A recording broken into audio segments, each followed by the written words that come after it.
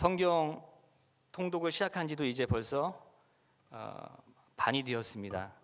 오늘이 이제 7주차 5일째가 되는 날인데요. 어떻게 성경 통독을 잘 하고 계십니까? 이번 성경 통독은 지난 10월 19일에 시작해서 2021년 이제 1월 30일에 끝이 납니다. 성경 통독을 마라톤으로 비유한다면 현재 저희는 41.19km의 약 20km 정도의 그 거리를 달려온 것입니다. 성경 통독을 시작하신 우리 성령교회 모든 성도님들은 남은 기간 포기하지 마시고 끝까지 완독하시기를 바랍니다. 제가 90일 성경 통독을 마라톤 경주로 비유를 했는데요. 사실 우리의 믿음의 여정 또한 우리는 마라톤과 같은 장거리 경주로 비유를 많이 합니다. 우리는 하나님의 자녀가 된 그 시점부터 믿음의 여정을 시작하게 됩니다. 몇 년 또는 몇십 년 이렇게 우리는 믿음의 여정을 달려오고 있습니다. 41.195km의 그 마라톤 경기를 하다 보면은 우리가 쉬운 내리막 코스도 만나게 되지만 때로는 이렇게 어려운 그 오르막과 같은 그런 코스도 만나게 됩니다. 2020년은 개인적으로도 그렇고 또 우리 신앙 공동체인 교회도 그렇고 우리는 믿음의 경주를 하면서 정말 쉽지 않은 오르막과 같은 굉장히 가파른 그런 어려운 난코스를 우리는 달려가고 있습니다. 그렇지 않습니까? 우리는 믿음의 경주 가운데 있습니다. 아직 끝난 것이 아닙니다. 초대교회부터 지금까지 한 2000년의 그 시간 동안 각 시대마다 그 시대를 살아온 우리 믿음의 선배들은 그들의 또 그 믿음의 여정 가운데에서 수많은 고난과 그 환난을 경험했습니다. 히브리서 12장 1절에 히브리서 기자는 그 당시 초대교회 성도들 앞에 놓여 있는 경주를 이야기하고 있습니다. 저는 이 시간 히브리서 12장 1절에서 3절 말씀을 통해서 믿음의 경주를 완주하자라고 하는 제목으로 이 시간 말씀을 나누고자 합니다. 다 같이 우리 히브리서 12장 1절에서 3절까지의 말씀을 같이 우리가 합독하도록 하겠습니다. 히브리서 12장 1절에서 3절 말씀입니다. 시작. 이러므로 우리에게 구름같이 둘러싼 허다한 증인들이 있으니 모든 무거운 것과 얼매기 쉬운 죄를 벗어버리고 인내로서 우리 앞에 당한 경주를 하며 믿음의 주요 또 온전하게 하시는 이인 예수를 바라보자. 그는 그 앞에 있는 기쁨을 위하여 십자가를 참으사 부끄러움을 개의치 아니하시더니 하나님 보좌 우편에 앉으셨느니라. 너희가 피곤하여 낙심하지 않기 위하여 죄인들이 이같이 자기에게 거역한 일을 참으신 일을 생각하라. 아멘. 믿음의 경주를 완주하기 위해서 우리가 첫 번째로 해야 하는 것은 무엇입니까? 장애물을 제거해야 하는 것입니다. 히브리서 기자는 이것을 무거운 짐과 또 죄라고 말을 하고 있습니다. 한번 생각해 보십시오. 경주자가 무거운 짐을 짊어지고 달리기를 한다고 했을 때 달리기를 제대로 할 수 있겠습니까? 그 무거운 짐 때문에 그 경기를 포기할 수도 있습니다. 무거운 짐은 바로 경기를 방해하는 것입니다. 그렇다면 믿음의 경주자에게 있어서의 무거운 짐이란 무엇을 말합니까? 그리스도인들에게 있어서 이런 무거운 장애물은 주님보다 사랑하는 것을 말합니다. 하나님의 나라와 복음보다 세상적인 관심사나 자만에 빠지는 것 혹은 세상에 대한 애착 등을 말할 수 있습니다. 누군가에게 있어서는 가족이 될 수도 있겠죠. 이 모든 무거운 짐은 결국 내가 가장 좋아하는 것들, 내가 가장 사랑하는 것들과 관련되어 있습니다. 그래서 예수님은 마태복음 16장 24절에서 이렇게 말씀하십니다. 다 같이 읽겠습니다. 시작. 이에 예수께서 제자들에게 이르시되 누구든지 나를 따라오려거든 자기를 부인하고 자기 십자가를 지고 나를 따를 것이니라. 무거운 짐을 짊어지고 가는 어떤 할머님이 계셨습니다. 그 할머님을 보고 또 치근하게 여겨서 경운기를 몰고 가던 농부가 경운기를 잠시 세우고 그 할머니를 경운기에 태웠습니다. 그리고 한참을 경운기를 타고 몰고 가고 있는데 뒤에서 끙끙대는 소리가 있는 거예요. 그래서 그 농부가 뒤를 쳐다보니까 어떻게 하고 있습니까? 할머님께서 경운기에 탔는데 아직도 여전히 짐을 또 이렇게 지고 있는 것입니다. 이런 예화를 여러 번 들어본 적이 있을 것입니다. 우리를 성도로 하나님께서 불러주셨고 성도로서 믿음의 경주를 하고 있는데 이 예화에 나온 할머니와 같이 우리는 아직도 무거운 짐을 짊어지고 내려놓지 않고 있는 것입니다. 우리는 믿음의 경주를 완주하기 위해서 우리의 무거운 짐인 이 세상의 염려와 걱정, 그리고 세상의 관심사, 주님보다 더 사랑하는 그 물질과 우리의 성공에 대한 그 갈망을 제거해야 합니다. 또한 히브리서 기자는 믿음의 경주를 함에 있어서 또 하나의 방해물이 있다고 이야기를 하는데, 그것이 무엇입니까? 바로 올가매는 죄라고 말을 하고 있습니다. 올가맨다는 말은 무슨 뜻입니까? 자주 넘어진다는 것이죠. 쉽게 범하는 죄를 말하는 것입니다. 여러분들에게 있어서 쉽게 범하는 죄는 무엇입니까? 여러분들의 그 믿음의 삶을 방해하고 넘어뜨리는 죄는 무엇입니까? 신원하 목사님이 쓴 죽음에 이르는 7가지 죄라는 책에서 수도사들이 경건한 생활을 하는 데 있어서 방해하는 7가지 죄를 이야기를 하는데, 그 7가지 죄가 무엇이냐면 교만이고, 시기, 분노, 나태, 탐욕, 탐심, 그다음에 정욕, 이렇게 7가지를 이야기합니다. 7가지 죄가 저희들이 생각하면 아주 큰, 아주 무서운 그런 죄일 수도 있지만, 사실은 일상적인 우리의 삶 가운데서 우리가 너무 쉽게 범하는 죄들이 아닙니까? 교만, 그리고 시기.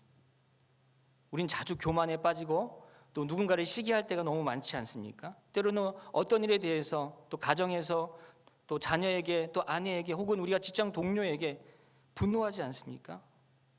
때로는 우리가 게으르거나 나태한 삶을 살지 않습니까? 탐욕, 탐심, 정욕. 저는 최근에 참 안타까운 이야기를 들었습니다. 제가 아는 우리 한 사역자가 중간에 이렇게 하던 일을 이렇게 포기하는 그런 상황을 이제 제가 듣게 되었습니다. 저는 그때 왜 갑작스럽게 이분이 그 자리에서 내려오셨을까, 저는 굉장히 의아했습니다. 그래서 정말 어려움이 있나 보다, 정말 사역을 하면서 굉장히 많이 번아웃이 됐구나, 그래서 가정도 돌아보고 또 좀 더 재충전을 하기 위해서 그 자리를 내려온 것이라는 생각을 했었습니다. 근데 저는 어제 굉장히 충격적인 이야기를 들었어요.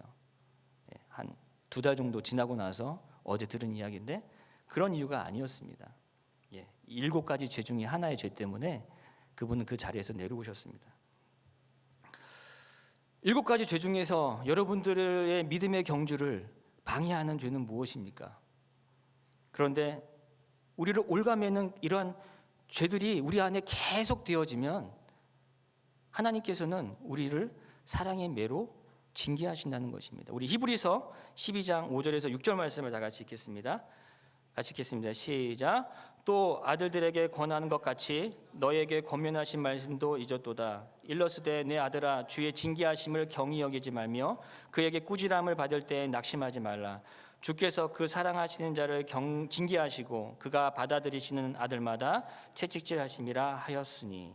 아멘.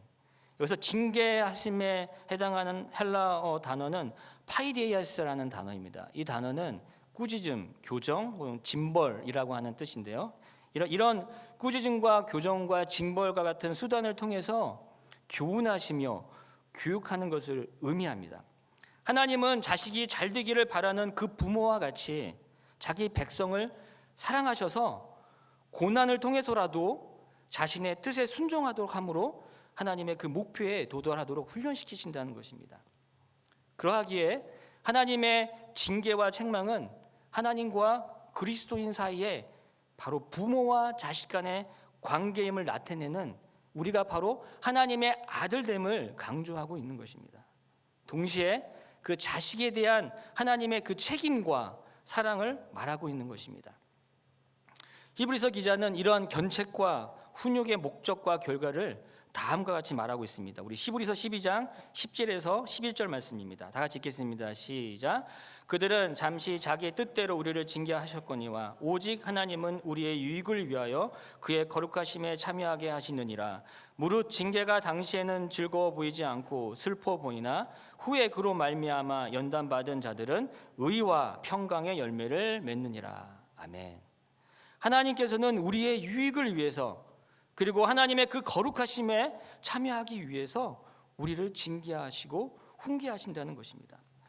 어쩌면 코로나19는 누구에게 있어서는 아직 내려놓지 못하는 그 무거운 짐을 내려놓게 하시고, 또 누군가에게 있어서는 죄 가운데 빠져 있는 우리의 삶의 모습들을 다시 한번 돌아보고 또 우리를 징계하시는 그러한 또 수단으로 하나님이 사용하시는 것은 아닐까, 그렇게 또 생각을 해보게 됩니다.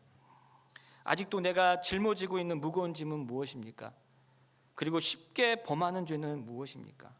우리는 스스로 점검해보고 그 하나님의 말씀 앞에서 다시 한번 또 점검해보고 주님 앞에 이 모든 것들을 내려놓는 시간이 되기를 간절히 바랍니다. 믿음의 경주를 완주하기 위해서 우리가 두 번째로 해야 하는 것은 무엇입니까? 두 번째는 인내해야 합니다. 히브리서 기자는 우리 앞에 있는 경주를 포기하지 말고 끝까지 열심히 달려야 한다고 말하고 있습니다. 왜냐하면 이 믿음의 경주가 쉽지 않기 때문에 그렇습니다. 믿음의 경주는 단거리 경주가 아니라 장거리 경주이기 때문에 더더욱 쉽지 않습니다. 마라톤 달리기를 하다 보면 생각지 않은 일들이 발생하기도 합니다. 그런데 그런 어려움과 위기 가운데 포기한다면 그 경기를 우리는 완주할 수 없게 되는 것입니다. 그런 위기와 어려움 가운데 우리에게 필요한 것이 있는데 그것이 무엇이라고 히브리서 기자는 이야기합니까? 인내라고 하는 것입니다. 인내. 우리에게는 인내가 필요하다는 것입니다. 인내란 무엇입니까?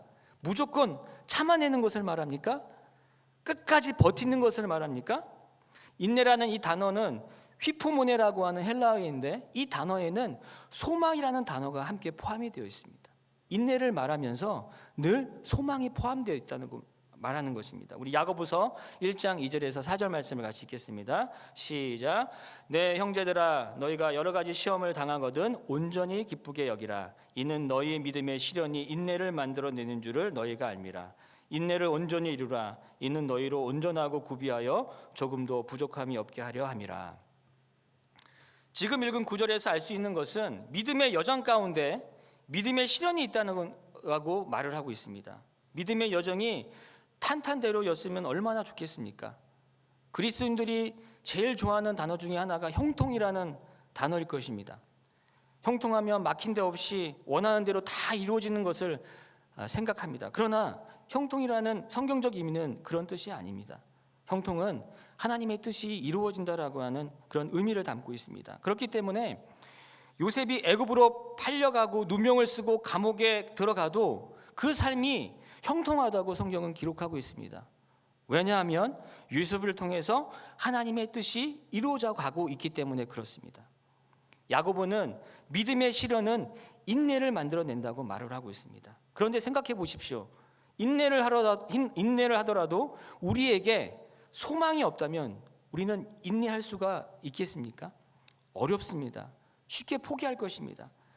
그래서 인내를 통해서 나를 온전하고 구비하여 조금도 부족함이 없는 자로 하나님께서 만들어 가실 것이라고 하는 그 소망이 있기 때문에 인내해야 한다고 야고보는 이야기를 하고 있는 것입니다. 로마서 5장 3절에서 4절 말씀을 같이 읽겠습니다. 시작. 다만 이뿐 아니라 우리가 환난 중에도 즐거워하나니 이는 환난은 인내를, 인내는 연단을, 연단은 소망을 이루는 줄 알미로다. 아멘. 저희 가정이 지난 2월 3일 날 코로나 그 비자 문제 때문에 선교지에서 나왔습니다. 여러 번 이야기를 하는 것 같습니다. 하루빨리 선교지로 들어가고 싶은데 들어가지 못하고 있습니다. 원래는 안식년을 7월부터 하려고 했는데 이 코로나 때문에 저희가 안식년을 지금 2월부터 지금까지 하고 있는 것 같습니다. 저는 사실은 안식년을 제대로 할 수 없겠다는 생각을 해서 지난 4월, 5월 지금의 이런 코로나 상황을 보면서 선교지를 전환해서 빨리 갈 수 있는 곳이면 우리가 전환해서라도 가면 좋겠다라는 그런 생각을 하고 선교지를 전환을 진행했는데 저의 뜻대로 되지 않고 있습니다. 그래서 저희에게는 정말 인내가 필요함을 저희는 지금 경험하고 있습니다. 근데 저희에게는 소망이 있기 때문에 지금 이 삶을 그래도 인내하면서 감당해 가고 있습니다. 다음 선교지를 갈 수 있다는 그 소망 가운데 우리는 선교 전환을 하면서 다음 선교를 위해 준비하고 있습니다. 그래서 제가 8월 중순에 찬양과 선교 이야기라고 하는 유튜브 채널도 시작하게 되었습니다. 지금 구독자가 79명 정도 됐더라고요. 구독과 좋아요 제가 이렇게 강요하지는 않는데 그래도 79명 정도 되시는 우리 구독자들이 지금 한 2주에 한 번 정도 이렇게 제가 올려놓은 그 영상 업데이트를 이렇게 통해서 중국어 찬양을 이렇게 소개받고 있습니다. 또 저는 이 유튜브 채널을 통해서 중국어 찬양뿐만 아니라 또 앞으로 가게 될 선교지에서 하게 될 사역들을 소개하기 위한 소통의 그런 채널로 저는 이렇게 유튜브를 시작했습니다. 사실 쉽지 않았습니다. 저는 유튜브를 정말 하게 될지는 정말 생각도 못했습니다. 그러나 있는 동안에 유튜브를 통해서 이렇게 영상을 만들고 또 이렇게 올려놓으면서 또 그런 찬양을 듣고 또 정말 은혜가 된다라는 그런 이야기를 들을 때 얼마나 감사가 되는지 모릅니다. 또한 한국에 있는 동안에 저는 온라인 훈련이지만 선교 동원하는 훈련을 또 받았고 또 좋은 세미나나 컨퍼런스와 같은 그런 온라인 또 강좌가 있으면 적극적으로 지금 참석하고 있습니다. 인내하고 그냥 참고 버티는 것만이 아니라 소망을 갖고 적극적으로 인내하고 있는 것입니다.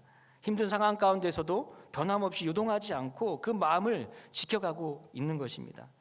그렇기 때문에 지금 겪고 있는 이 코로나19의 이 문제는 우리의 그 건강의 문제, 또 경제적인 그 어려움, 또 한국 교회가 직면하고 있는 어려움뿐만 아니라 이 개인적인 이 신앙의 어려움, 이 우리의 믿음의 그 여정 가운데 정말 만난 이 믿음의 시련을 우리는 인내하면서 소망 가운데 이뤄가야 될 줄 믿습니다. 여러분은 어떤 소망 가운데 지금 이 코로나19의 이 고난을, 이 환난을 정말 이렇게 인내하며 지내가고 있습니까? 마스크를 다 벗고 다 나와서 오늘도 몇 분 계시지만 대부분의 우리 성도님들이 다 지금 유튜브 채널을 통해서 생방으로 또 그렇게 금요 기도회를 참석하고 있는데요. 정말 마스크 다 벗고 다 나와서 정말 찬양하고 함께 말씀을 듣고 또 그렇게 기도하는 그 날을 여러분 소망하고 있습니까? 아멘. 예, 그렇게 소망하면서 우리가 인내해야 될 줄 믿습니다. 또한 이 코로나를 통해서 우리가 또 소망해야 되는 것이 무엇입니까? 이 코로나를 통해서 우리의 개인과 한국 교회가 다시 새롭게 세워져 가고 우리의 신앙이 더 견고하게 세워져 가는 그런 과정으로 우리를 연단하고 있다라고 하는 그 소망을 갖고 우리가 이 환난을, 이 어려움을 우리가 인내하며 우리가 그렇게 열심히 끝까지 이렇게 달려갔으면 좋겠습니다. 마지막으로 믿음의 경주를 완주하기 위해서 우리가 해야 하는 것이 무엇입니까? 예수님을 바라봐야 합니다. 우리 이 시간 히브리서 12장 2절에서 3절 말씀을 같이 읽겠습니다. 시작. 믿음의 주여 또 온전하게 하신 이인 예수를 바라보자. 그는 그 앞에 있는 기쁨을 위하여 십자가를 참으사 부끄러움을 개의치 아니하시더니 하나님 보좌 우편에 앉으셨느니라. 너희가 피곤하여 낙심하지 않기 위하여 죄인들이 이같이 자기에게 거역한 일을 참으신 일을 생각하라. 아멘. 히브리서 기자는 믿음의 주여 또 온전케 하시는 이인 예수님을 바라보자라고 말하고 있습니다. 예수님은 믿음의 주요 또 온전케 하시는 분이십니다. 이 말은 예수님의 그 믿음은 모든 믿음들 중에 근원이 되시고 최고의 믿음이라는 뜻입니다. 이것은 예수님이 믿음의 시작이요 완성자라는 뜻입니다. 예수 그리스도는 친히 십자가의 구속의 사건을 통해서 기독교의 신앙의 시작점이 되셨습니다. 그리고 장차 심판주로 다시 오실 것입니다. 따라서 예수님은 구원의 길을 개척하신 뿐만 아니라 또한 완성자가 되신다고 하는 말입니다. 이처럼 예수 그리스도는 기독교 믿음의 개척자일 뿐만 아니라 완성자로서 우리에게 가장 완전한 믿음의 본을 제시해 주셨다는 것입니다. 예수님은 이 땅에서 몸소 삶을 통해서 이 믿음의 삶의 모범을 보여주셨습니다. 어떻게 보여주셨습니까? 예수님께서는 그 앞에 있는 그 기쁨을 위하여 십자가를 참으사 부끄러움을 개의치 아니하셨다고 그렇게 말씀하고 있습니다. 예수님 앞에 있는 그 기쁨이란 무엇을 말합니까? 예수님 앞에 있는 그 기쁨을 위해서 예수님께서는 십자가를 참으셨고 그 부끄러움을 개의치 아니하셨다고 이야기하고 있습니다. 예수님 앞에 있는 그 기쁨은 무엇일까요? 하늘 보좌 우편에 앉아 있는 것을 말합니까? 그 기쁨을 위해서 십자가를 예수님이 참으셨습니까? 물론 그렇게도 말할 수 있습니다. 그러나 예수님 앞에 있는 그 기쁨이라는 것은 바로 십자가를 통해서 하나님의 백성들이 누릴 그 구원, 죄인된 인간이, 죄 가운데서 빠져 있는 그 인간이 회복되어서 구원받아서 영원한 그 나라에 가는 그 구원을 바라보셨기 때문에, 그 앞에 있는 그 기쁨을 바라보셨기 때문에 예수님이 그 십자가를 참으사 그 부끄러움을 개의치 아니하셨다고 히브리서 기자는 이야기를 하고 있는 것입니다. 십자가는 무엇입니까? 나무에 달려 죽었다는 것은 바로 하나님께 저주를 받은 것과 같습니다. 그 당시 처형 중에서도 가장 수치스럽고 제일 엄한 형벌이었습니다. 가장 중한 죄를 지은 자가 받은 처벌이었습니다. 우리가 받아야 될 그 형벌을 대신해서 예수님께서 우리의 구원을 위해서 십자가의 형벌을 받으신 것입니다. 예수님께서 십자가에 달려 계셨을 때 로마 병사들이 예수님을 희롱했습니다. 어떻게 희롱했습니까? 로마 병사들이 예수님께 신포도주를 주는 장면이 그 누가복음에 기록되어 있습니다. 어떤 신학자는 로마 병사들이 예수님께 신포도주를 줄 때 그 긴 나무 막대기에다가 무언가를 이렇게 달아서 신포도주를 묻혀가지고 예수님의 입에다가 이렇게 갖다 대면서 이렇게 마시라고 했다고 그렇게 이야기합니다. 그 긴 막대기에 달려있는 그 무엇이, 이 신학자가 말하기는 뭐 스펀지와 같은 그런 물건인데, 그 당시 그 로마의 밖에 그 일반 공중 화장실에 있었던 청소하는 그 도구였다고 이렇게 이야기를 하더라고요. 저는 이 이야기를 책을 통해서 들으면서 보면서 굉장히 충격을 받았습니다.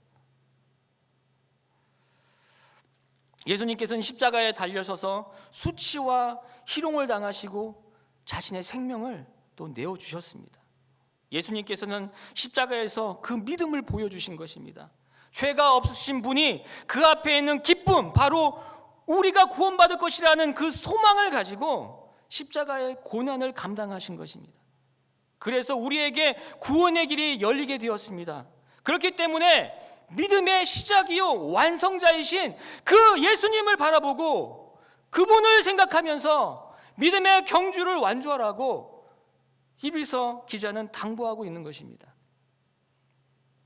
믿음의 경주를 하다가 지치고 피곤하고 낙심될 때, 바로 지금과 같은 이 코로나가 언제 정말 끝날지 모르는 이런 상황 속에서 예수님을 생각할 때, 우리가 당하는 이 고난은 예수님이 십자가에서의 그 고난과는 비교가 안 되는 그런 고난이기 때문에 그 예수님을 바라보면서 우리는 인내할 수 있게 되는 것입니다. 믿음의 경주를 완주하기 위해 예수님을 바라보고 그분을 생각합시다. 우리 때문에 예수님께서 참으신 그 고난과 고통, 그리고 수치당하심을 바라볼 때 우리의 믿음의 경주 가운데 어떤 시련과 어려움이 온다 해도 포기하지 않고 우리는 달려갈 수 있는 것입니다.